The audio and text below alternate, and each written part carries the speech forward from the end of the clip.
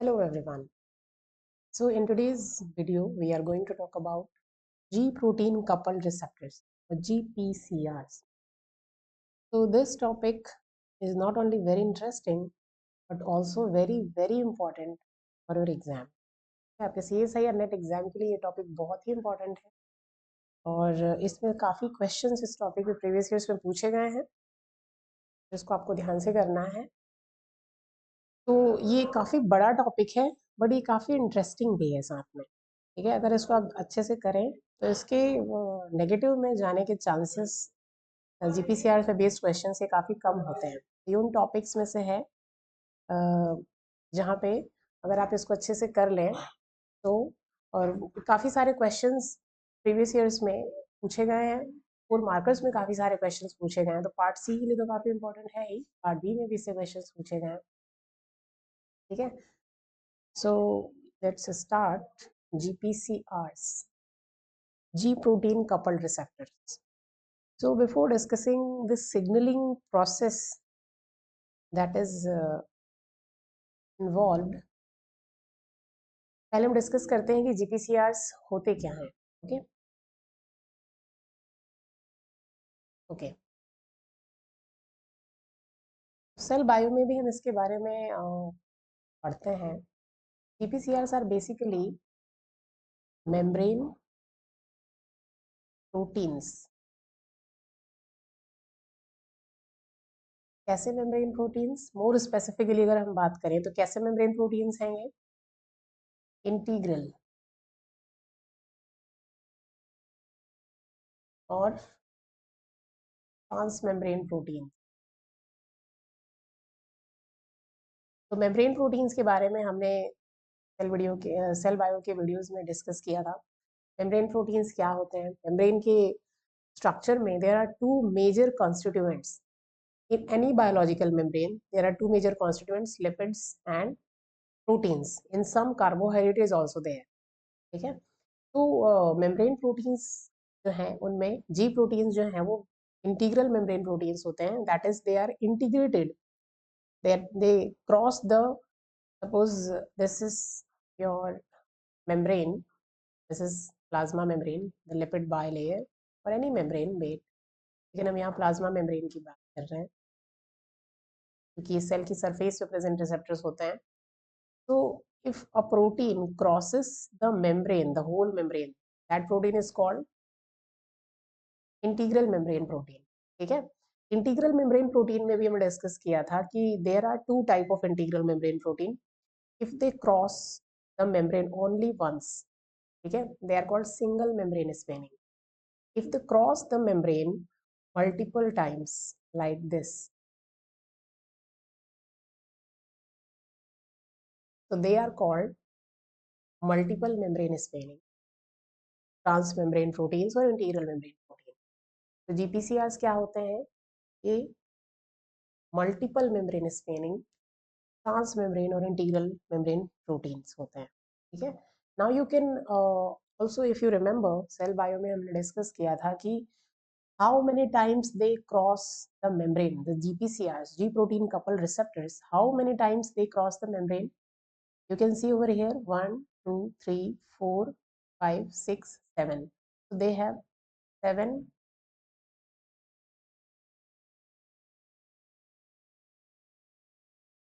transmembrane regions. Okay, 7 transmembrane regions. 7 times they cross the membrane. तो एक बार आपको CSI या नेट में पार्ट बी में ये भी पूछा गया है कि how many times this GPCR spans the lipid bilayer, कितने टाइम्स ये क्रॉस करता है? तो 7 टाइम्स। ये एक सिंगल प्रोटीन है, तो it is basically composed of a polypeptide chain. This is a single polypeptide chain.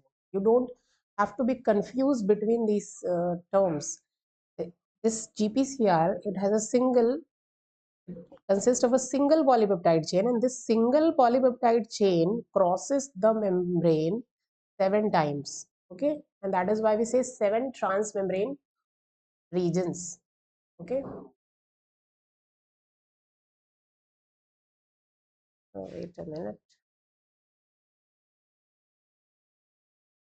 Okay, तो ये तो हमें समझ में आ गया कि जीपीसीआर क्या होते हैं, मेम्ब्रेन प्रोटीन। प्लाज्मा मेम्ब्रेन की सरफेस पे प्रेजेंट ये रिसेप्टर्स होते हैं जिनको हम कहते हैं सेल सरफेस रिसेप्टर्स। ठीक है, सेल सरफेस रिसेप्टर्स सेल की सरफेस पे प्रेजेंट होते हैं। तो there are two type of receptors. Receptors का मतलब क्या होता है कि जब भी कोई सिग्नल आता है तो ये उसे रिसीव करते हैं, that is why they are called receptors and they are present in the membrane. ठीक है, and that is why they are called cell surface receptor. ये सेल की सरफेस पे प्रेजेंट होते हैं। This is a cell, this is a cell membrane and this is your cytosol and this is the extracellular side, extracellular fluid. तो ये आप देख सकते हो कि ये जो जीपीसीआर है वो किस साइड पे प्रेजेंट है, सेल की सरफेस पे प्रेजेंट है and that is why they are called cell surface receptors. ठीक है, सो ये लार्जेस्ट फैमिली होती है सेल सरफेस रिसेप्टर्स की, ये भी आपको ध्यान रखनी है। Largest family of cell surface receptors. Okay okay, चलिए नेक्स्ट प्रॉपर्टी हम डिस्कस करते हैं। जीपीसीआर जो है, इफ अगर ह्यूमंस में ही हम बात करें तो in humans more than 1000 different types of GPCRs have been detected. Humans में ही 1000 के अराउंड आपके जीपीसीआर जो हैं पाए गए हैं और they are involved in different type of cellular processes, physiological processes. ठीक है,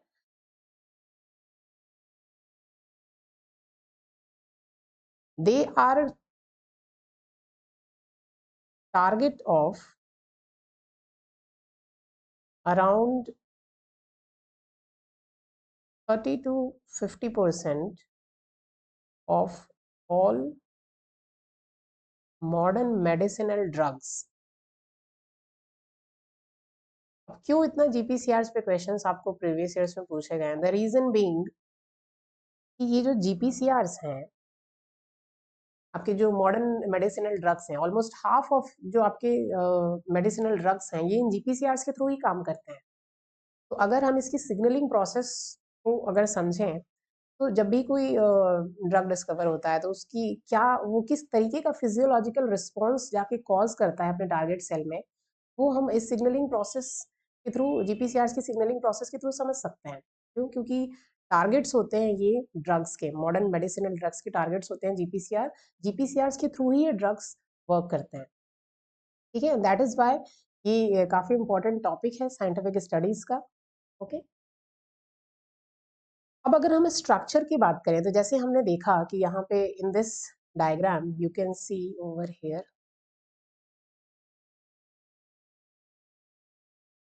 how many times this GPCR is crossing the plasma membrane. This is the plasma membrane. Okay, this is the plasma membrane, and this GPCR is crossing the membrane 7 times. You can see. Okay, so क्या कहते हैं इसको हम? 7 transmembrane receptors भी कहते हैं। 7 transmembrane receptors. Okay, और ये 7 ट्रांसमेम्ब्रेन रिसेप्टर्स क्यों कहते हैं 7 टाइम्स? ये जो जीपीसीआर रिसेप्टर्स हैं, जी प्रोटीन कपल रिसेप्टर्स, ये मेम्ब्रेन को क्रॉस करते हैं। और ये जो रीजन्स हैं 7 ट्रांसमेम्ब्रेन अल्फा हीलिकल रीजन्स भी हम इनको कहते हैं। अब अल्फा हीलिकल रीजन्स हम क्यों कहते हैं? क्योंकि जीपीसीआर है क्या? GPCR is basically A protein. ठीक है, और प्रोटीन्स की अगर हम सेकेंडरी स्ट्रक्चर की बात करें तो दो तरीके का वो स्ट्रक्चर एज्यूम करते हैं, या तो alpha helical structure, alpha helix के फॉर्म में होते हैं, या फिर बीटा शीट में भी पैरेलल या फिर एंटी पैरेलल। तो most of the proteins when they are present in the membrane they assume alpha helical structure. ठीक है, सेकेंडरी स्ट्रक्चर अज्यूम करते हैं मेम्ब्रेन प्रोटीन्स, वो जनरली कौन सा होता है? अल्फा हीलिकल स्ट्रक्चर होता है। ठीक है, बीटा शीट स्ट्रक्चर भी कुछ मेम्ब्रेन प्रोटीन्स का होता है, but most of the proteins assume alpha helical structure. most of the membrane proteins.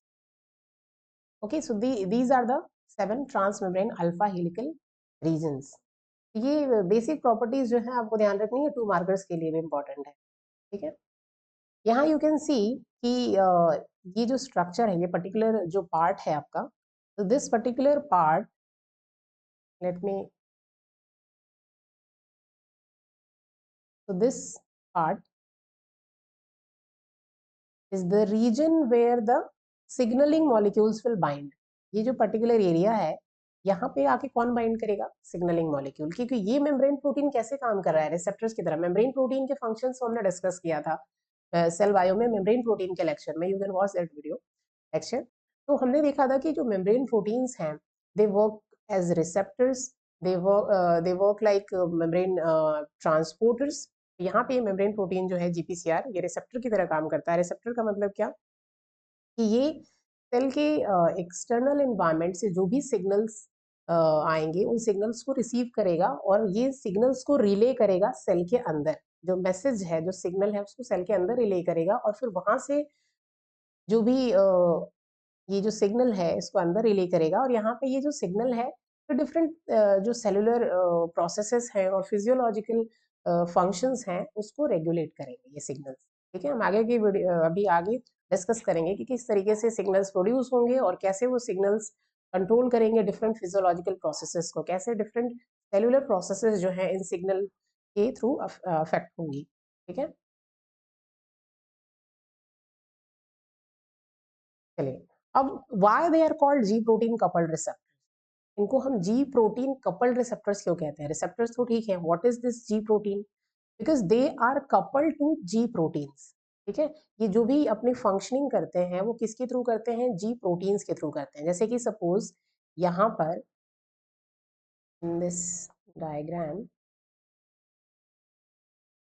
Wait a minute, यहाँ पे सपोज मेम्ब्रेन में ये जीपीसीआर प्रेजेंट है, this GPCR is present and the signalling molecule is bound, ठीक है। ये जो signal है, सिग्नलिंग मॉलिक्यूल, ये इस जीपीसीआर से बाइंड करता है और सिग्नल से जब बाइंडिंग होगी तो अब जीपीसीआर यहाँ पर एक प्रोटीन प्रेजेंट होता है जिसको हम क्या कहते हैं?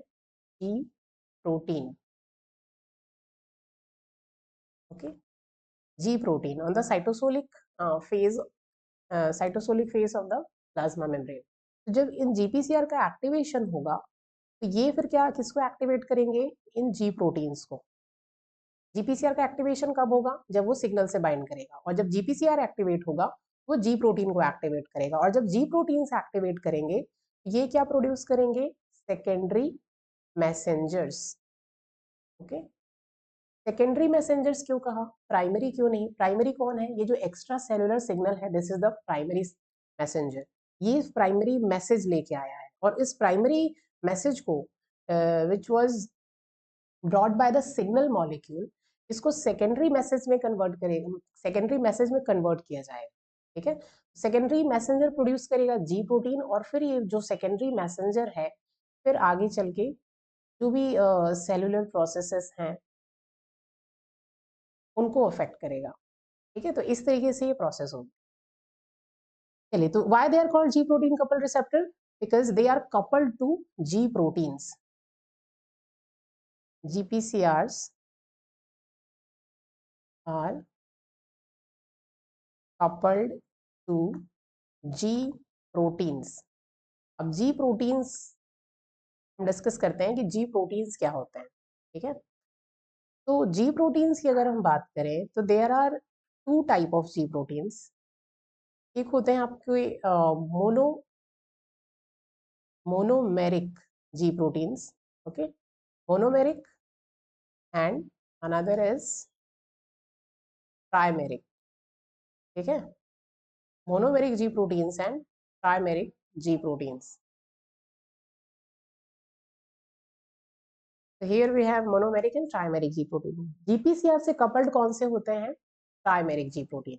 आपको ध्यान रखना है, कई बार स्टेटमेंट्स में यही सब चीजें चेंज कर देते हैं एंड स्टूडेंट्स गेट कंफ्यूज्ड कि G प्रोटीन तो है बट कैसा G प्रोटीन है? ट्राइमेरिक G प्रोटीन जो है वो इन GPCR से कपल्ड होते हैं। मोनोमेरिक G प्रोटीन जो है उनको हम बाद में डिस्कस करेंगे, इनके भी कई सारे फंक्शंस होते हैं। मोनोमेरिक और ट्राइमेरिक से समझ में क्या आ रहा है? मोनोमेरिक मतलब यहाँ पे सिंगल सब यूनिट होगी, ट्राइमेरिक मतलब ट्राइमर्स 3 सब यूनिट्स होंगे। और कैसे ट्राइमर्स हैं? ये हेट्रोट्राइमर्स। हेट्रो मतलब 3 different type of monomers are there, 3 different type of subunits are there, and that is why they are called the trimeric G proteins. ठीक है? So this is some general properties about the GPCRs. ठीक है, चलिए अब हम discuss करते हैं पहले G proteins क्या होते हैं। GPCR का आपको यहाँ पे स्ट्रक्चर ध्यान रखना है, दैट इज इम्पोर्टेंट, कि they are 7 transmembrane, they are called 7 transmembrane receptors because they cross the membrane 7 times. ठीक है, यहाँ पे 7 अल्फा helical regions इस तरीके से प्रेजेंट होते हैं। there is a single polypeptide chain which crosses the plasma membrane 7 times. okay, and अगर हम इनमें रीजन्स की बात करें तो यहाँ पे एन टर्मिनल रीजन जो है वो एक्स्ट्रा सेलुलर साइड पे होता है, और ये सी टर्मिनल जो है वो इस तरफ होता है, साइटोसोल साइड पे। ठीक है, ओके।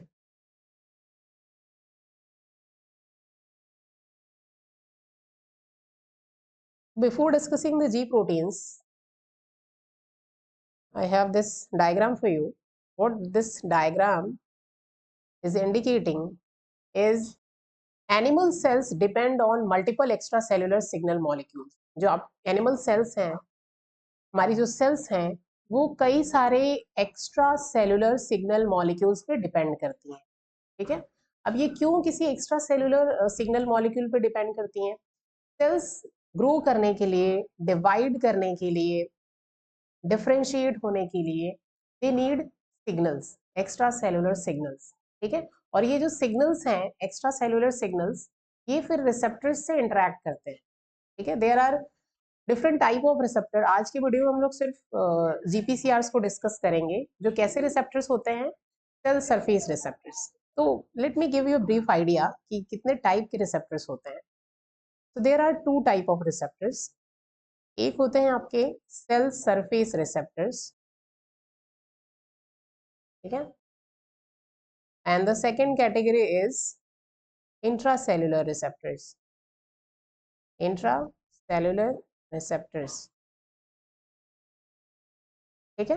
तो सेल सरफेस नाम से ही द नेम इटसेल्फ इंप्लाइज इस सेल की सरफेस पे प्रेजेंट होते हैं, जैसे कि दीज जीपीसीआरस। ओके, एंड इंट्रासेल्युलर जो सेल के अंदर प्रेजेंट होते हैं। और इंट्रासेल्युलर में 2 लोकेशंस हो सकती हैं, या तो साइटोसोल में प्रेजेंट होंगे या फिर ये न्यूक्लियस में प्रेजेंट होंगे। तो ज्यादातर क्वेश्चंस आपको सेल सरफेस रिसेप्टर्स पे पूछे गए हैं, बट ऐसा नहीं है, इंट्रासेल्युलर रिसेप्टर्स पे भी क्वेश्चन पूछे गए हैं, इसको भी हम लोग डिस्कस करेंगे। Intracellular receptors they can either be present in cytosol or in the nucleus. ठीक है, सेल सरफेस रिसेप्टर्स में there are also different type of cell surface receptor, जिसमें एक है जीपीसीआरस, और ये लार्जेस्ट फैमिली है सेल सरफेस रिसेप्टर्स की, और ये टारगेट होती है काफी सारे मेडिसिनल ड्रग्स के लिए, and that is why CSI इनके ज्यादा क्वेश्चंस पूछता है। ठीक है, ओके। तो क्योंकि बेसिकली ये जो टॉपिक है आपका जीपीसीआर 4th यूनिट का टॉपिक है, cell communication and cell signalling. तो सिग्नलिंग की जो प्रोसेस होती है एनिमल सेल्स में क्यों इंपॉर्टेंट है? क्योंकि एनिमल सेल्स जो हैं काफी सारे एक्स्ट्रा सेलुलर सिग्नल मॉलिक्यूल्स पे डिपेंड करते हैं। ठीक है, अब you can see in this diagram कि how why these signals and signaling process is important. क्यों हमें रिसेप्टर्स की जरूरत है, क्यों ये रिसेप्टर्स मेम्ब्रेन में प्रेजेंट होते हैं सिग्नल्स को रिसीव करने के लिए? एक्चुअल में रिसेप्टर का work is to receive the signal. तो वर्क किसका है इंपॉर्टेंट? सिग्नल्स का। और सिग्नल्स क्यों चाहिए हमें? Why these signals are important for a cell? You can see in this diagram कि दिस इज अ सेल, ठीक है, these are cells, different type of cells, and these are the signals. ये सब क्या है? These arrows are indicating the signal, this blue, green, yellow, ये सब क्या है? These are signal molecules. ठीक है, these are also signal molecules. So why these signals are important? What is the role of these signals? You can see, suppose this, in the first case you can see this cell is receiving these signals in order to survive. तो survive करने के लिए भी signal की जरूरत है। In second case, apart from these blue signals, this cell also needs these red signals for growing and dividing, ठीक है. You can see यहाँ पे जो division है उसके लिए भी सिग्नल की जरूरत है, ठीक है. In the third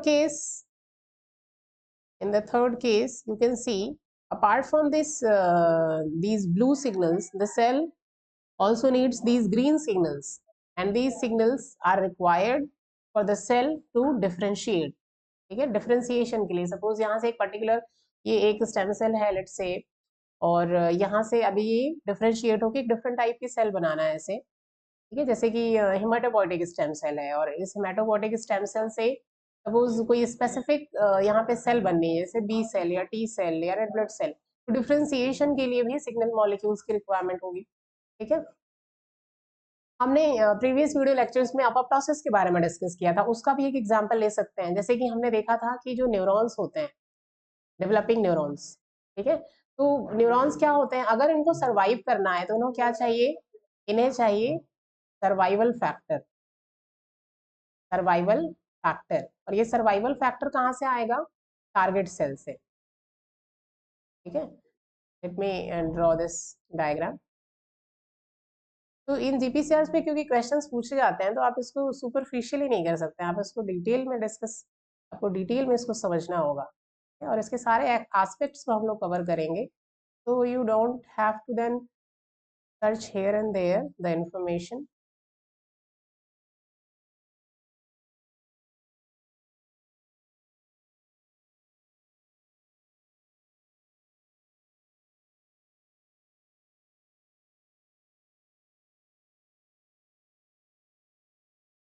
Okay, so this is the target cell. This is the target cell, and this is a neuron, a nerve cell. ठीक है. तो यहाँ पे यू कैन सी कि ये जो आपका ये न्यूरॉन है सपोज इस टारगेट सेल के साथ इंटरेक्ट करता है, यहाँ से इस टारगेट सेल से क्या रिलीज होंगे, ये सर्वाइवल फैक्टर्स. सर्वाइवल फैक्टर्स, ये सर्वाइवल फैक्टर्स क्यों इंपॉर्टेंट है, ये सर्वाइवल फैक्टर्स जब न्यूरॉन को मिलेंगे तभी न्यूरॉन सर्वाइव करेगा. अगर ये सर्वाइवल फैक्टर्स नहीं मिले डेवलपिंग न्यूरॉन्स को तो व्हाट विल हैपन, हमने देखा था अपोप्टोसिस में कि in the absence of survival factor these neurons will die through the process of apoptosis, ठीक है. हमने अपोप्टोसिस में ये भी देखा था कि किसी सेल के अपोप्टोसिस के लिए भी सिग्नल्स की जरूरत होती है, ठीक है. In order to die, for apoptosis to take place, cells also need signals, ठीक है, डेथ सिग्नल्स. चलिए, तो दीज सिग्नल्स वी डिस्कस्ड कि कैसे इन सिग्नल मॉलिक्यूल्स का क्या रोल होता है. तो आप अगर बेसिक कॉन्सेप्ट्स को क्लियर रखेंगे तो कोई भी प्रोसेस जो है इट्स नॉट डिफिकल्ट. आपको बेसिक चीजें पता होनी चाहिए. हम सेल सिग्नलिंग पढ़ लेते हैं, signalling, but why signalling is important, you must know these things, ठीक है. चलिए, अब हम डिस्कस करते हैं. जैसे कि सबसे पहले हमें डिस्कस करना है कि ये जो रिसेप्टर्स हैं वो कितने तरीके के होते हैं, ठीक है. बेसिकली जीपीसीआर हम पढ़ रहे हैं वो कैसे रिसेप्टर्स हैं, सेल सरफेस रिसेप्टर्स, ओके.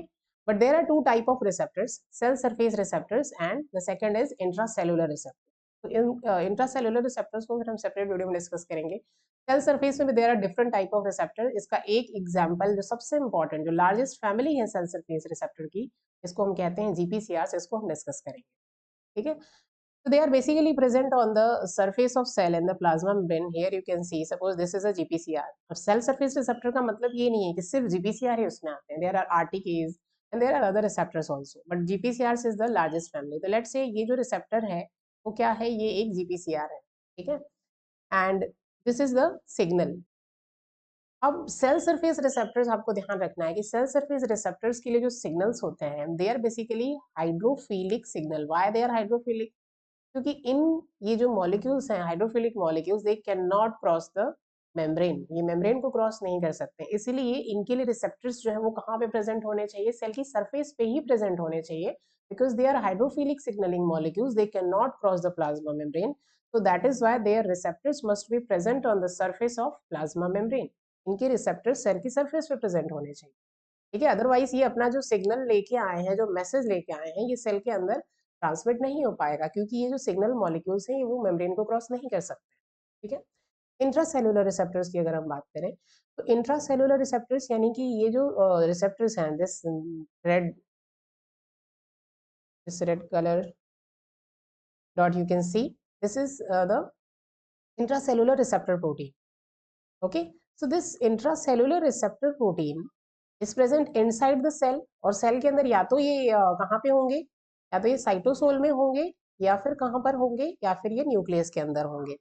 ठीक है, अब इनके लिए ये जो रिसेप्टर्स हैं नॉर्मली ये कैसे होते हैं, इनसॉल्युबल इन एक्वस सॉल्यूशन।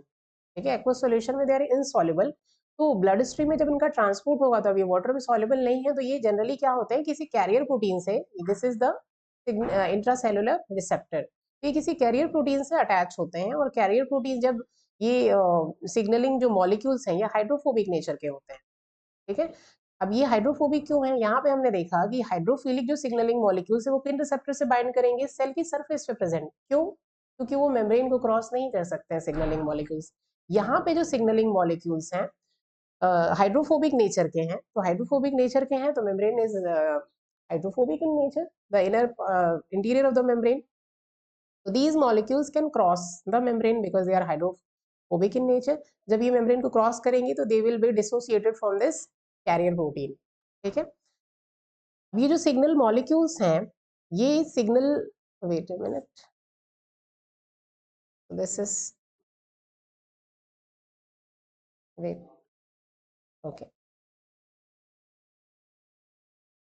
अब ये जो सिग्नलिंग मॉलिक्यूल्स हैं, these signaling molecules they will cross the membrane and receptors, suppose इस सिग्नलिंग मॉलिक्यूल के लिए जो रिसेप्टर्स हैं वो कहाँ पर प्रेजेंट है, is a mistake, okay, so these are not receptors, they are signaling molecules. Okay, so these signaling molecules are present in the cytosol and receptors for these signaling molecules, अब यहाँ पे इसके receptor या तो cytosol में होगा या nucleus में होगा।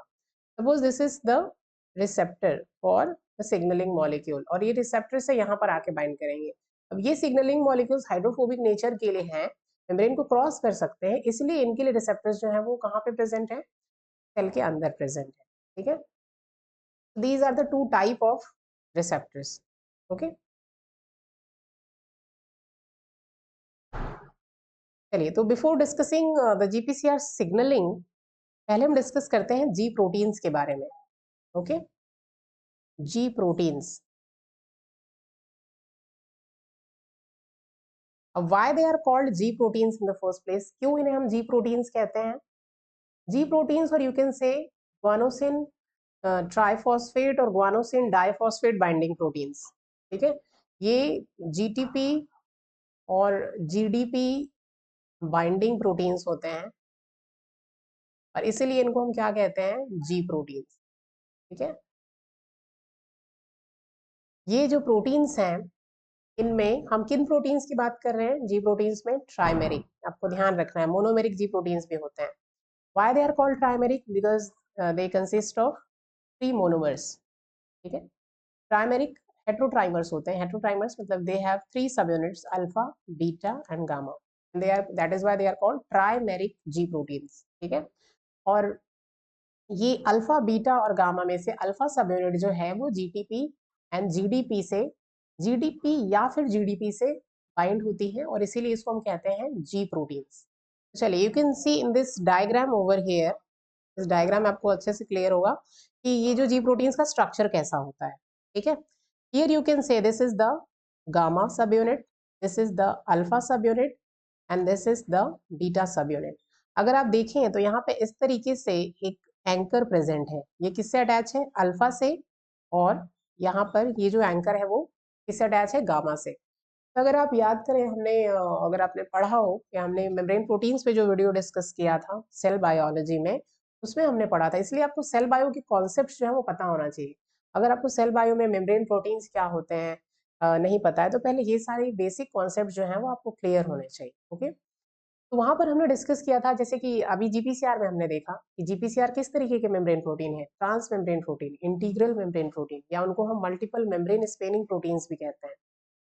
यहाँ पर जी प्रोटीन्स भी प्रोटीन है, ये किस तरीके के प्रोटीन है, अगर आपके सेल बायो के कॉन्सेप्ट्स क्लियर हैं तो यू मस्ट टेल कि यहाँ पे जो जी प्रोटीन है वो किस तरीके का प्रोटीन है, ये भी मेम्ब्रेन से अटैच है, यहाँ पे जो अल्फा सब यूनिट है, यू कैन सी ये जो पर्टिकुलर लीफलेट है, ये इनर लीफलेट, ये आउटर लीफलेट हो गया सपोज ऑफ द मेम्ब्रेन, और ये क्या हो गया, ये हो गया इनर लीफलेट। तो इनर लीफलेट या साइटोसोलिक साइट पे ये प्रेजेंट है जी प्रोटीन। और अल्फा सब यूनिट जो है वो एक एंकर के थ्रू, ये क्या होता है, एक लिपिड एंकर होता है। Okay, this is a lipid anchor. हमने पढ़ा था मेम्ब्रेन प्रोटीन्स में लिपिड एंकर्ड प्रोटीन्स के बारे में। ये वही लिपिड एंकर्ड, एक तरीके से लिपिड एंकर के थ्रू ये अटैच होते हैं गामा और अल्फा सब यूनिट। ठीक है, तो ये कहलाता है आपका बीटा गामा डाइमर, ये एक साथ प्रेजेंट हो, ये पूरा एक प्रोटीन है, इसमें 3 सब यूनिट्स हैं, अल्फा बीटा और गामा। ना यू कैन सी यहाँ पे एक न्यूक्लियोटाइड बाइंडिंग साइट होती है, और इस साइट पे क्या अटैच है, अभी जीडीपी अटैच है। तो अल्फा सब यूनिट जो होती है ये यही अटैच होती है जीडीपी से या फिर जीटीपी से। ठीक है, तो ये एक तरीके से स्विच प्रोटीन की तरह काम करती है, जो जी अल्फा। ठीक है, ये जी अल्फा जो है वो स्विच की तरह काम क्यों करती है, because it is either attach to GTP or attach to GDP. ठीक है, अब जब ये जीटीपी से अटैच होगी तो दिस विल बी ऑन, और ऑन कहने का मतलब ये कि ये एक्टिव होगी, दिस सब unit will be active, and when it is associated with the GDP it will be of. और ऑफ होने का मतलब क्या है, कि इट विल बी इनएक्टिव। ठीक है, तो दिस जी अल्फा, इसको हम कहते हैं, इस जी अल्फा को आपको ध्यान रखना है, यहाँ से 2 मार्कर्स भी आपके काफी सारे बनते हैं। इसको हम कहेंगे जीटीपीएज, जीटीपीएज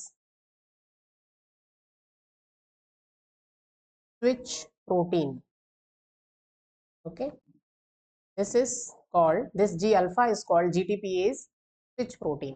ठीक है, तो ये सब चीजें आपको इसके बारे में, अगर कहीं से आपको पता है कि क्वेश्चंस रिपीटेडली पूछे गए हैं, तो you must know the ins and outs of that topic.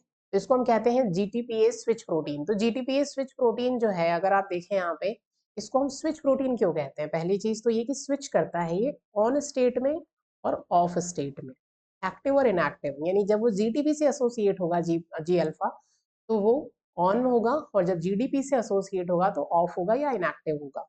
अब जीटीपीएस का मतलब क्या है, इस जी अल्फा के अंदर एक इंटरनल जीटीपीएस एक्टिविटी भी होती है, यानी कि जो जब ये जीटीपी से अटैच होगा तो after some time on its own, तो जीटीपीएस एक्टिविटी जो है जी अल्फा की, वो क्या करेगी, जीटीपी से, जीटीपी को क्या करेगी, यहाँ पे हाइड्रोलिसिस होगा, फॉस्फेट रिलीज हो जाएगा और वो जीडीपी में कन्वर्ट हो जाएगा। ये किसके, ये G alpha will do it on its own. ठीक है, ये खुद ही अपने ऑन से ऑफ स्टेज में स्विच होगी, किसकी वजह से, इसकी जीटीपीएस एक्टिविटी की वजह से। ठीक है, तो जी अल्फा सब यूनिट आपको ध्यान रखना है कि इट इज, जी अल्फा सब unit is a GTPase switch protein. G alpha क्या है, जीटीपीएस स्विच प्रोटीन है। I hope this is clear. G proteins क्या है, they are called guanosine, triphosphate or diphosphate binding protein. They are either, they either associate with GTP or associate with GDP, and that is why they are called G proteins. Okay, structure की बात करें तो trimeric होते हैं, they are heterotrimers, alpha beta and gamma are 3 सब units. और ये जो 3 सब यूनिट्स हैं उसमें से जी अल्फा जो है, दिस दिस अल्फा सब यूनिट, ये क्या होता है, ये जीटीपीएस स्विच प्रोटीन होता है, G alpha, and this switches between the on and off stage. कब ऑन होगा जी अल्फा, जब जी अल्फा जो है ये जीटीपी से एसोसिएट होता है या जीडीपी से, लेकिन पूरा का पूरा जी प्रोटीन कहलाएगा कि वो एक्टिव है या इनएक्टिव। ऐसा नहीं कि सिर्फ जी अल्फा एक्टिव होगा, क्यों, तो पूरा का पूरा जी प्रोटीन होगा, लेकिन अल्फा ही बाइंड करेगा जीटीपी या जीटीपी से, बीटा और गामा नहीं। ठीक है, you can see over here कि यहाँ पे जो बाइंडिंग है, ये साइट किसके पास है, वो अल्फा के पास प्रेजेंट है, लेकिन एक्टिव ये पूरा का पूरा जी प्रोटीन होगा। ठीक है, तो I think this is clear कि अल्फा बीटा गामा, और ये आप देख सकते हैं कि अल्फा जो है ये इस तरीके के एंकर के थ्रू यहाँ पे मेम्ब्रेन में ये अटैच होता है, लिपिड एंकर के through. Okay,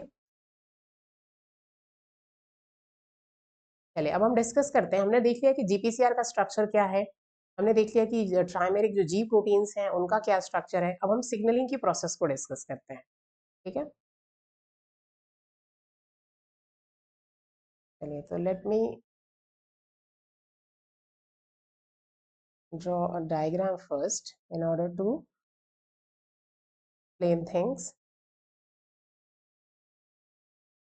Suppose here we have this plasma membrane. Here we have this plasma membrane, and in this membrane we have this receptor which we call G protein coupled receptor. Okay, and then we have this G protein. We have this G protein over here with 3 subunits, alpha, beta and gamma. This is the gamma subunit. Then we have the beta subunit over here, the beta subunit. Okay, so these are the 3 subunits, and this we call the G protein, and here we have this GPCR. Okay, so step one is the binding of the signaling molecule.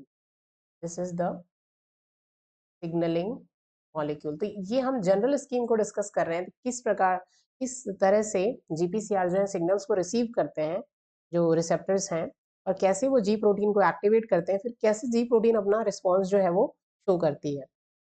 ठीक है, तो सबसे हम step by step हम यहाँ पे इसको लिखते भी जाएंगे कि फर्स्ट स्टेप क्या होगा हमारा, कि ligand, this ligand or signal binds to GPCR. Okay, the signal is binding to GPCR. This is the first step. What will happen कि ये हमारा फर्स्ट स्टेप है, सिग्नल की बाइंडिंग हो गई जीपीसीआर से. When this signal will bind to the GPCR and it is difficult to draw कि किस तरीके से GPCR में changes होते हैं, but after binding to this signal, this GPCR, the second step is GPCR undergoes conformational change. ठीक है, क्योंकि इस डायग्राम में हम कॉन्फॉर्मेशनल चेंज को ड्रॉ नहीं कर सकते हैं, बट दिस जब ये जीपीसीआर इस सिग्नलिंग मॉलिक्यूल से बाइंड करेगा तो उसमें क्या होंगे, कॉन्फॉर्मेशनल चेंजेस होंगे, और जनरल टर्म से हम ये भी कहते हैं कि जीपीसीआर जो है वो क्या हो गया, ये एक्टिवेट हो गया. ठीक है, चलिए अब जीपीसीआर का एक्टिवेशन हो गया, उसके बाद what will happen after the activation. अब ये जीपीसीआर क्या करेगा, इस जी प्रोटीन को एक्टिवेट करेगा. ठीक है, जी प्रोटीन का एक्टिवेशन होगा, और जी प्रोटीन का एक्टिवेशन कैसे होता है कि जब ये जीपीसीआर एक्टिवेट होगा तो दिस जी प्रोटीन, इसमें 3 सब यूनिट्स हैं, अल्फा, बीटा और गामा, ये जो तीनों सब यूनिट्स हैं वो जीपीसीआर से इंटरेक्ट करेंगी, और after interaction what will happen, it may clear with the help of this diagram.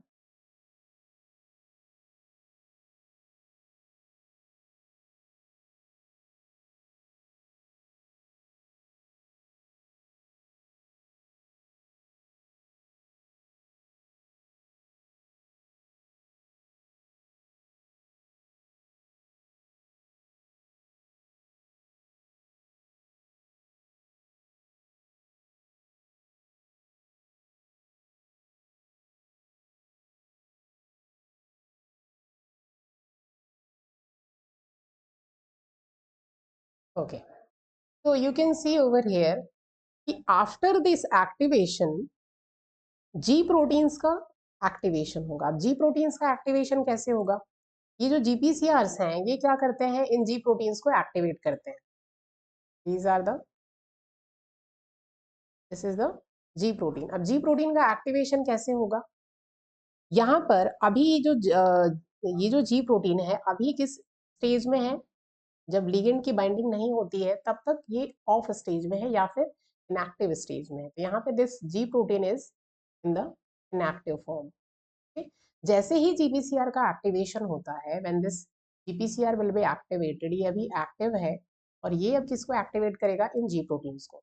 तो यहाँ पर क्या होगा कि जीटीपी जो है, ये जो यहाँ पे sorry GDP, this GDP will be replaced by GTP, यानी कि अब यहाँ पर कौन बाइंड करेगा इससे, इस अल्फा सब यूनिट से जीटीपी विल बाइंड, ठीक है। तो जीपीसीआर क्या करता है, जीटीपी को यहाँ पे पुट करता है इन प्लेस ऑफ जीडीपी। तो जीडीपी को क्या कर दिया, डिस्प्लेस कर दिया और उसकी जगह क्या आ गया, जीटीपी। और हमने अभी डिस्कस किया था कि जी प्रोटीन्स जो है वो कैसे प्रोटीन्स होते हैं, स्विच प्रोटीन्स होते हैं। और स्विच मतलब ये दो स्टेट में स्विचिंग करते हैं, ऑफ स्टेट और ऑन स्टेट। यहाँ पे आप बता सकते हैं कि जब जीडीपी बाउंड होता है अल्फा ऑफ जी प्रोटीन, तो किस स्टेज में होता है, ये ऑफ स्टेज में। और जैसे ही जीडीपी को हमने रिप्लेस कर दिया जीटीपी से, तो व्हाट विल हैपन, अब ये क्या कहलाएगा, एक्टिव जी प्रोटीन, ठीक है। और ये किसने किया, जीपीसीआर, ठीक है। अब जैसे ही जी प्रोटीन यहाँ पे रिसेप्टर से अब एक्टिवेट होते हैं, जीटीपी जो है वो अब अटैच हो गया जीडीपी की जगह। तो क्या होगा, यहाँ पे जो जी प्रोटीन्स हैं, ये अल्फा सब यूनिट जो है वो किससे डिसोसिएट हो जाएगी, बीटा और गामा से, ठीक है। अभी ये साथ में एक साथ प्रेजेंट है एज अ यूनिट, और यहाँ पे भी क्या हो जाएगा, अल्फा जो है वो बीटा गामा से सेपरेट हो जाएगा, ठीक है। दोनों का सेपरेशन हो गया। अब क्या होगा यहाँ पर, तो नेक्स्ट स्टेप इज, हमें स्टेप बाय स्टेप देखना है। यहाँ पर third step will be alpha G alpha सब unit exchanges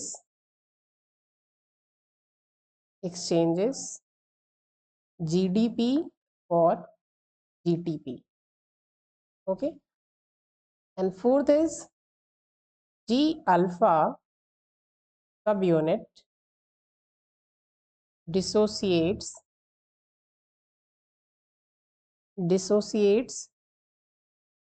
and regulate target proteins. Okay, so अब नेक्स्ट स्टेप क्या है कि जैसे ही जीटीपी से अटैच होगा अल्फा सब यूनिट आपका, ये बीटा और गामा सब यूनिट से डिसोसिएट होगा। और डिसोसिएट होने के बाद ये दोनों ही जो सब यूनिट्स हैं, दो सब यूनिट क्यों कहा मैंने, क्योंकि बीटा गामा डाइमर और दूसरा आपका अल्फा सब यूनिट। तो ये अल्फा सब यूनिट और बीटा गामा, ये जो सब यूनिट्स हैं, ये डिफरेंट प्रोटीन्स को टारगेट करेंगी और इन टारगेट प्रोटीन्स के थ्रू डिफरेंट रिस्पॉन्सेस को सेल के अंदर प्रोड्यूस करेंगी, ठीक है। और इसके बाद क्या होगा, next step is after producing the responses in the cell, the GTP will be hydrolyzed to GDP. Okay, GTP will be hydrolyzed to GDP. चलिए, तो ये है हमारा common signaling process of G proteins. हम स्टेप बाय स्टेप प्रोसेस को discuss करते हैं in a quick way. First step क्या था, binding of signal to the GPCR. सबसे पहले यहाँ पे जो सिग्नल मॉलिक्यूल है वो आकर के जीपीसीआर से बाइंड करता है, ठीक है। जैसे ही सिग्नल मॉलिक्यूल की जीपीसीआर से बाइंडिंग होगी, जीपीसीआर क्या हो जाएगा, यहाँ पर एक्टिवेट हो जाएगा। जीपीसीआर का जैसे ही एक्टिवेशन होगा, तो यहाँ पर क्या होगा, इस एक्टिवेटेड जीपीसीआर जो है वो इंटरेक्ट करेगा किससे, जी प्रोटीन के साथ। जी प्रोटीन जो है अभी किस स्टेज में है, inactive. In the absence of signal ये इनएक्टिव होगा, क्योंकि अभी इसको किसी सिग्नल को रिले नहीं करना है। जब कोई सिग्नल प्रेजेंट नहीं है, एक्स्ट्रा सेलुलर कोई सिग्नल नहीं है यहाँ पर, जब तक जी प्रोटीन्स क्या होंगे, वो इनएक्टिव फॉर्म में होंगे। और इनएक्टिव होने का मतलब क्या है, वो जीडीपी से बाउंड होंगे, ठीक है, यानी कि ये ऑफ है अभी। कहाँ पे बाइंड होती है, जीटीपी या फिर जीडीपी, अल्फा सब यूनिट से। तो ये पूरा अभी ये पूरा एक प्रोटीन है, अभी अभी साथ में सारी सब यूनिट्स प्रेजेंट है, ठीक है। जैसे ही एक्टिवेशन हुआ, तो सेकेंड स्टेप क्या है, GPCR undergoes confirm. First step is binding of signal to GPCR. Signal की बाइंडिंग क्या करेगी, जीपीसीआर में कॉन्फॉर्मेशनल चेंजेस करेगी, सेकेंड स्टेप, यानी कि जीपीसीआर का एक्टिवेशन होगा, ठीक है। जीपीसीआर के एक्टिवेशन के बाद क्या होगा कि जीपीसीआर जो है वो जी अल्फा सब यूनिट में जो जीडीपी है उसको रिप्लेस कर देगा, किससे, जीटीपी से। ये एक ग्वानिन एक्सचेंज फैक्टर के थ्रू होता है, ये जो रिप्लेसमेंट है जिसको हम क्या कहते हैं, guanine nucleotide exchange factor. Guanine nucleotide exchange का मतलब क्या है, किसको किससे एक्सचेंज कर दिया, जीडीपी को एक्सचेंज कर दिया, किससे, जीटीपी से। तो ये एक जीईएफ के थ्रू जीपीसीआर क्या करता है, इस ग्वानिन एक्सचेंज फैक्टर के थ्रू जीटीपी सॉरी अल्फा जो सब यूनिट है उसके जीडीपी को रिप्लेस कर देता है जीटीपी से। ठीक है, अब अल्फा सब यूनिट का यहाँ पे जो जीडीपी है वो एक्सचेंज हो गया जीटीपी से। फिर नेक्स्ट स्टेप में क्या होगा, अब ये जो जी प्रोटीन है जैसे ही जीटीपी से बाइंड हो गया वो एक्टिवेट हो गया, और एक्टिवेशन होने के बाद ये जो जी अल्फा सब यूनिट है जैसे ही वो जीटीपी से बाइंड होगी, यहाँ पे आप देख सकते हैं कि दिस अल्फा सब unit when binds to GTP this will dissociate from the beta gamma. तो ये अल्फा सब यूनिट और बीटा गामा सब यूनिट जो है वो एक दूसरे से डिसोसिएट हो जाएंगे। और डिसोसिएशन के बाद ऐसा नहीं है कि सिर्फ अभी आगे चलकर सिर्फ जी अल्फा का ही इंपॉर्टेंट रोल है, जी अल्फा और बीटा गामा डाइमर दोनों ही डिफरेंट टारगेट प्रोटीन्स पे अपना जो इफेक्ट है वो शो करेंगे। ठीक है, फिर उन टारगेट प्रोटीन्स के थ्रू जो भी प्रोसेसेस हैं उनको ये रेगुलेट करेंगे, और ये पूरी प्रोसेस ये सिग्नलिंग कंप्लीट होने के बाद क्या होगा, जीटीपी जो है वो वापस हाइड्रोलाइज हो जाएगा। ठीक है, this GTP will be hydrolyze to GDP. और ये हाइड्रोलिसिस क्यों होता है, अभी हमने डिस्कस किया कि जी प्रोटीन्स के पास क्या होता है, these G proteins have the GTPase activity. यहाँ पे हमने डिस्कस किया था कि जीटीपीएज एक्टिविटी होती है जी अल्फा के पास, ये खुद ही जीटीपी को क्या करेगा, हाइड्रोलाइज करेगा। और कुछ और भी मॉलिक्यूल्स होते हैं उसके बारे में हम आगे डिस्कस करेंगे जीपीसीआर के डिसेंसिटाइजेशन में। ठीक है, तो यहाँ जीटीपी हाइड्रोलाइज हो जाएगी जीडीपी में, और फिर क्या होगा, वापस जी प्रोटीन ऑफ स्टेज में आ जाएगा। ठीक है, तो इस तरीके से जीपीसीआर की सिग्नलिंग होती है। अब अगर हम यहाँ पे टारगेट प्रोटीन्स की बात करें, जैसे कि हमने देखा कि ये अल्फा जो सब यूनिट है और बीटा गामा सब यूनिट ये इन टारगेट कुछ टारगेट प्रोटीन्स को आगे चल के कुछ प्रोटीन्स को टारगेट करेंगे। और कैसे ये टारगेट करेंगे, सपोज ये टारगेट प्रोटीन्स क्या होंगे, तो लेट्स से कि this target protein is an enzyme. Suppose we draw this. Suppose we have this enzyme and this is the target protein. और इस टारगेट प्रोटीन, सपोज हमने एग्जांपल ले लिया एक टारगेट प्रोटीन का जिसको हम कहते हैं एडिनाइलिन और एडिनलेट साइक्लेज। ठीक है, एडिनलेट साइक्लेज या एडिनाइलिन साइक्लेज। और ये अब ये जो अल्फा सब यूनिट है ये क्या करेगी, इस एडिनलेट साइक्लेज या एडिनाइलिन साइक्लेज जो कि इसका टारगेट प्रोटीन है इस पे एक्ट करेगी और इसको एक्टिवेट करेगी। और इसके एक्टिवेशन से क्या होगा, ये जो एंजाइम है वो क्या करता है, ये एंजाइम एटीपी से सिक्लिक एएमपी का फॉर्मेशन करता है। ठीक है, सिक्लिक एएमपी का फॉर्मेशन करता है। तो ये तो हमने एक टारगेट प्रोटीन का एग्जांपल लिया, इसके और भी कई टारगेट प्रोटीन्स होते हैं, और जरूरी नहीं है कि जी अल्फा ही जो है प्रोटीन्स को टारगेट करेगा। जी जो बीटा गामा डाइमर है वो दूसरे टारगेट प्रोटीन्स को, वो भी कुछ प्रोटीन्स को टारगेट करेंगे, लेकिन जनरली हम एक अल्फा के बारे में ज्यादा डिस्कस करते हैं। ठीक है, चलिए, तो this is the common signaling process.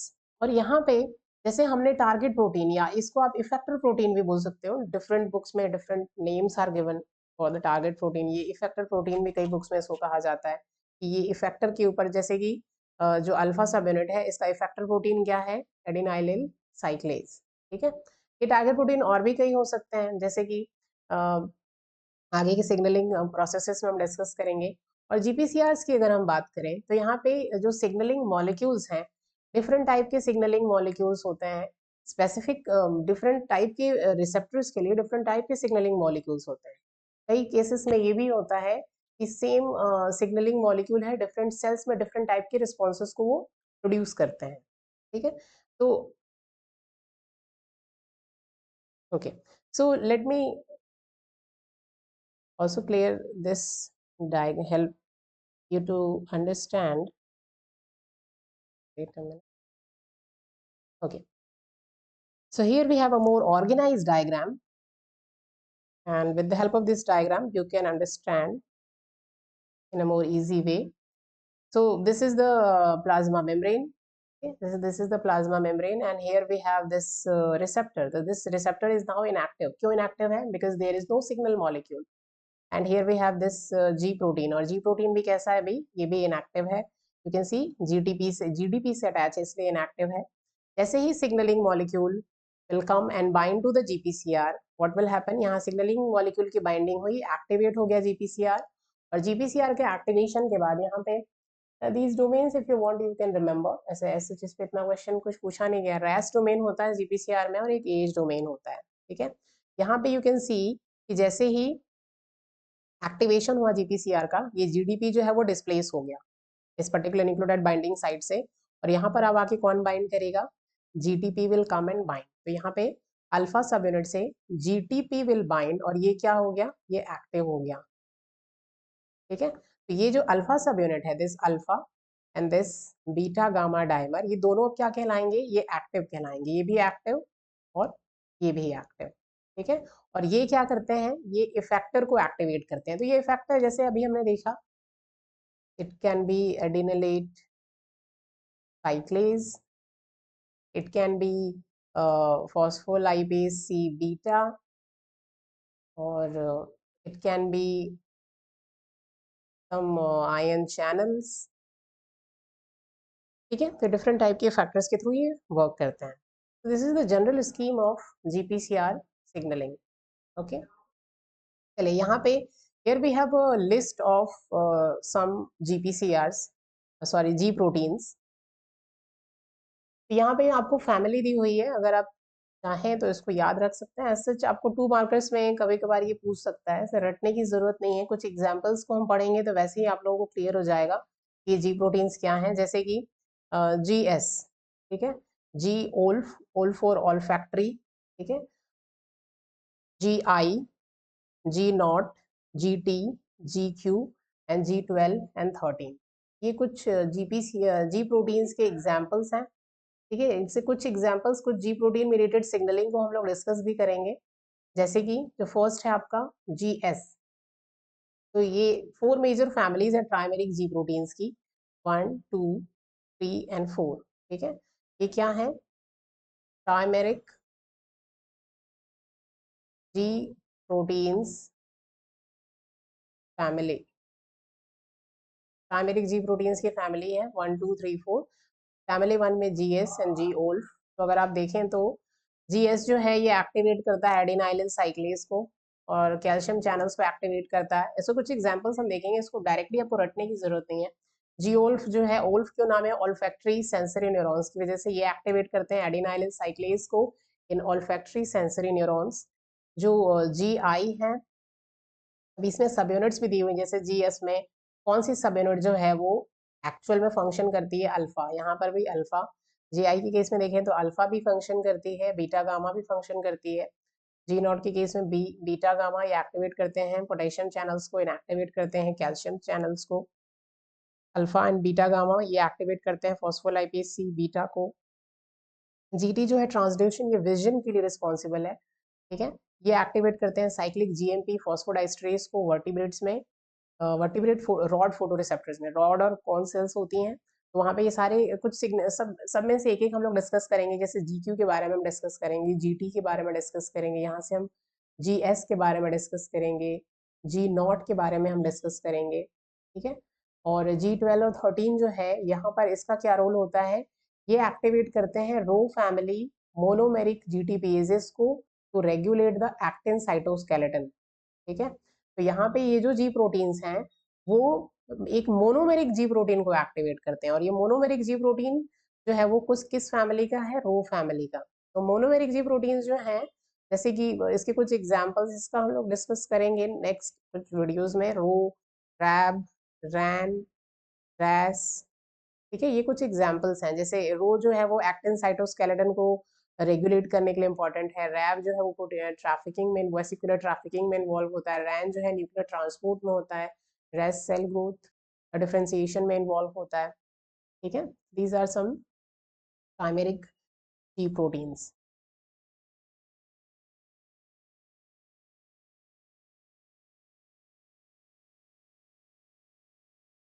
Okay. तो नेक्स्ट हमें देखना है कि किस तरीके से, हमने डिस्कस किया जीपीसीआर क्या है, जीपीसीआर के क्या क्या स्ट्रक्चर है जीपीसीआर का, और जी प्रोटीन्स क्या होते हैं, जी प्रोटीन्स में कौन सी सब यूनिट्स होती हैं, और कैसे एक नॉर्मल जी पीसीआर मेडिएटेड सिग्नलिंग जो है वो वर्क करती है। चलिए अब हम डिस्कस करते हैं कि एक्चुअल में जो जीपीसीआर के सिग्नल्स हैं इनका क्या क्या रोल होता है। ओके, तो अगर हम सिग्नल्स की बात करें,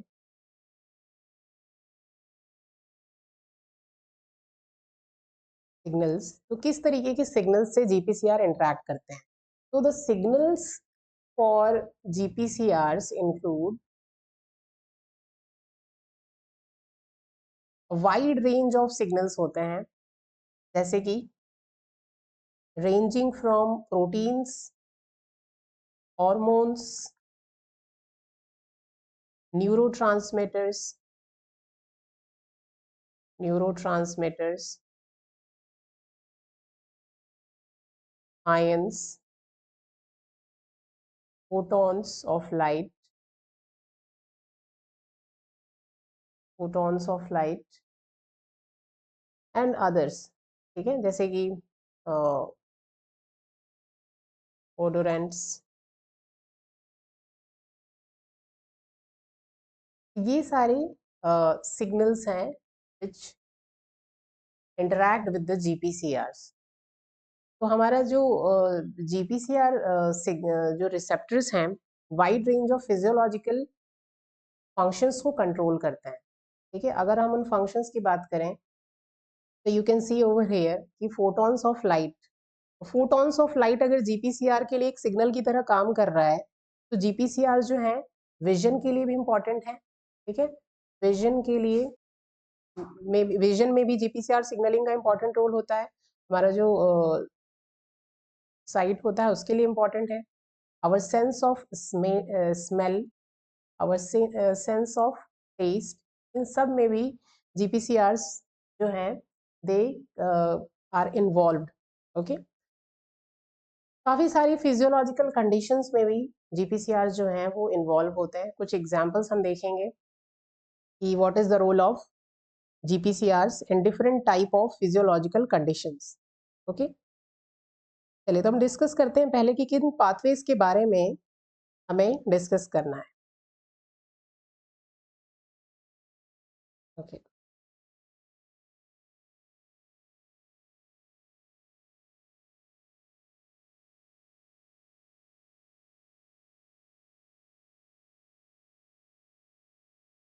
so let me draw the pathway, and one more thing that is missing over here is कि जीपीसीआर्स का फंक्शन किन किन स्पेसिफिक प्रोसेसेस में होता है। जीपीसीआर्स they can regulate our immune system,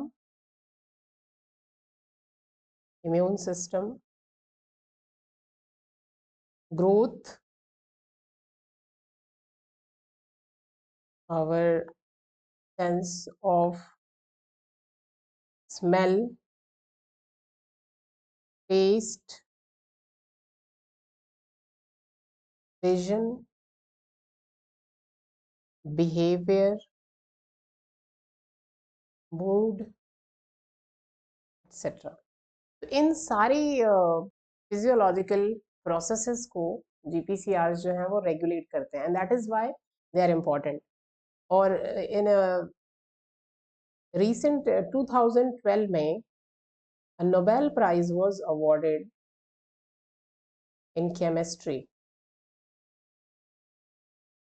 2012 में केमिस्ट्री का जो नोबेल प्राइज था वो जीपीसीआर पे वर्क करने वाले साइंटिस्ट्स को मिला है, और वर्क ऑन जीपीसीआर्स। ओके, चलिए तो हम डिस्कस करते हैं कि ये अब जी प्रोटीन्स जो हैं किन पाथवेज के थ्रू वर्क करते हैं। Okay,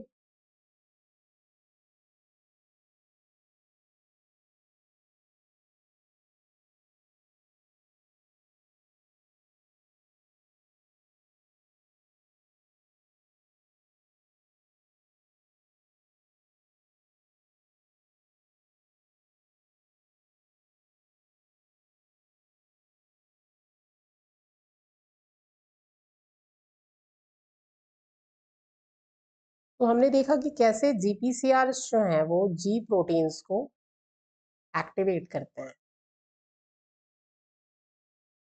Once these G proteins are active, they work through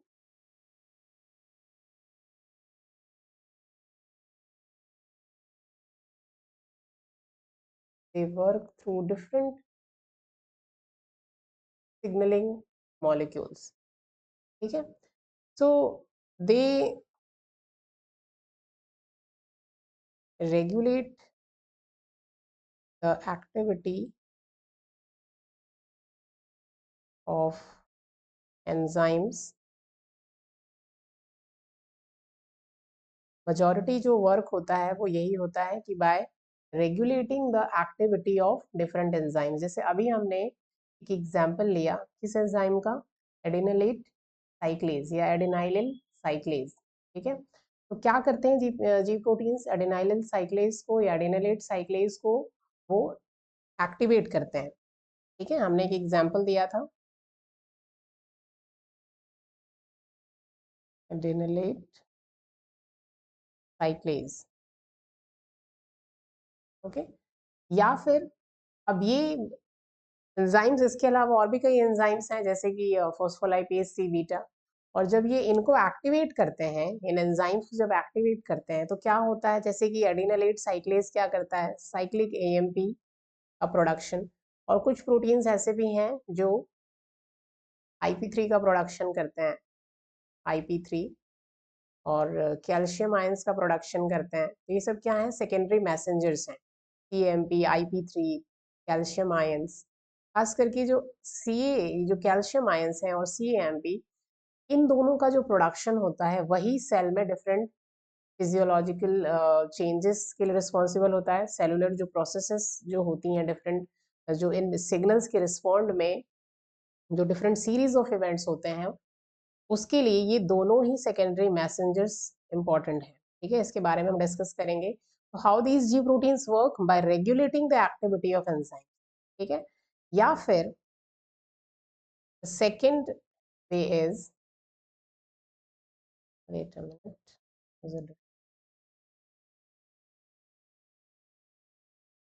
ji proteins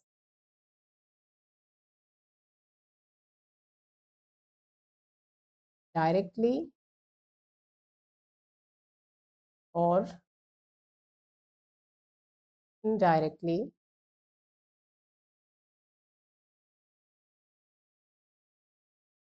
activate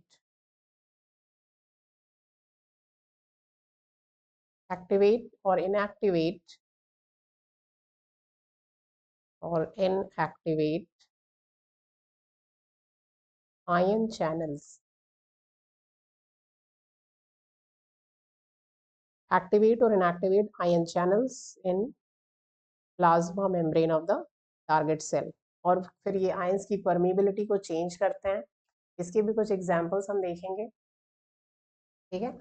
या फिर कुछ जी प्रोटीन्स जो हैं, जैसे कि हमने G12 का भी एक एग्जांपल देखा था कि जो अल्फा सब यूनिट होती है, अल्फा सब यूनिट ऑफ 1G प्रोटीन, जिसको हम कहते हैं G12, ये कैसे वर्क करती है, ये एक्टिवेट करती है ग्वानिन न्यूक्लियोटाइड एक्सचेंज फैक्टर को, और ये एक्टिवेट करता है एक रो फैमिली के प्रोटीन को, जो कि किसको रेगुलेट करते हैं, एक्टिन साइटोस्केलेटन को.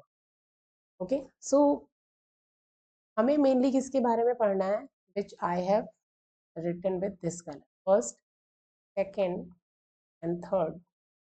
So once the G proteins are activated by GPCRs, और GPCRs को किसने एक्टिवेट किया, GPCRs को एक्टिवेट किया एक्स्ट्रा सेल्युलर जो सिग्नल है, द लाइगेंड, उसने. तो once the GPCR is activated, ये किसको एक्टिवेट करेगा, G प्रोटीन को. And once the G proteins are activated, they will regulate the activity of enzymes. और ये कैसे होंगे, membrane bound enzymes. Okay. And दूसरा कैसे ये वर्क करेंगे G proteins after once they are activated, they can these some G proteins can directly or indirectly activate or inactivate ion channels in the plasma membrane, या फिर जो alpha सब unit है एक जी प्रोटीन की, जैसे कि G12, जैसे हमने यहाँ पर एग्जाम्पल देखा है G12, ठीक है। तो ये फोर्थ फैमिली से बिलोंग करता है जी प्रोटीन्स की, और ये जो G12 है ये एक्टिवेट करेगा एक ग्वानिन एक्सचेंज फैक्टर को, जो एक्टिवेट करेगा रो को, और रो जो है मोनोमेरिक जी प्रोटीन है जो रेगुलेट करेगा एक्टिन के साइटोस्केलेटन को। एक्टिन साइटोस्केलेटन के को रेगुलेट करने में इसका इंपॉर्टेंट रोल होता है। तो ये जी प्रोटीन्स इन 3 तरीके से फंक्शन करेंगे, इन 3 तरीके से सिग्नल्स को रिले करेंगे, ठीक है। तो सबसे इम्पॉर्टेंट जो है वो ये है, और इसके बारे में ज़्यादातर आपको क्वेश्चंस प्रीवियस ईयर्स में पूछे गए हैं। डिस्कस हम तीनों को ही करेंगे, ठीक है। तो in the next video lectures we will discuss about the these 3 different type of signaling processes, okay, कि किस तरीके से। अब अगर हम रेगुलेशन की बात करें कि किन मेम्ब्रेन बाउंड एंजाइम्स का रेगुलेशन करते हैं, तो इसमें भी हमें 2 पाथवेज को डिस्कस करना है, ठीक है। एक होगा आपका, इसमें CAMP का प्रोडक्शन होगा, किस तरीके से CAMP का प्रोडक्शन होगा, और फिर ये CAMP किन प्रोटीन्स को टारगेट करेगा, कैसे सेलुलर रिस्पॉन्सेस को चेंज करेगा, सिग्नल्स को कैसे रिले करेगा टारगेट सेल के अंदर, और उस सिग्नल के रिस्पॉन्स में फिर टारगेट सेल कैसे रिस्पॉन्ड करेगी, ठीक है। तो अल्टीमेट उस रिस्पॉन्स का रिजल्ट क्या होगा। और दूसरा हम देखेंगे कि कैल्शियम के प्रोडक्शन के थ्रू, कैल्शियम का कैसे, ये सब ये क्या है, सेकेंडरी मैसेंजर्स हैं, और कैल्शियम के रिलीज से या कैल्शियम की प्रोडक्शन से इंक्रीज जो होगा ये calcium level after the binding of ligand to its receptor, कि कैल्शियम आयन कैसे फिर डिफरेंट टाइप के सेलुलर इवेंट्स को रेगुलेट करेगा, ठीक है। So in the next video lectures, we will take the detailed signaling process. Okay. First, you go through this one, read everything about the GPCRs, G proteins, and everything, and then we will take the signaling process, and we will discuss all the questions based on GPCR जो आपको previous years में पूछे गए. Okay. Thanks for watching.